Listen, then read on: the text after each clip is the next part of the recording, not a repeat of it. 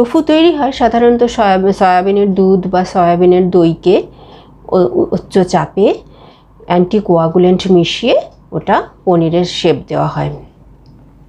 এতে অ্যান্টিকোয়াগুলেন্ট হিসাবে ব্যবহার করা হয় নিগারি।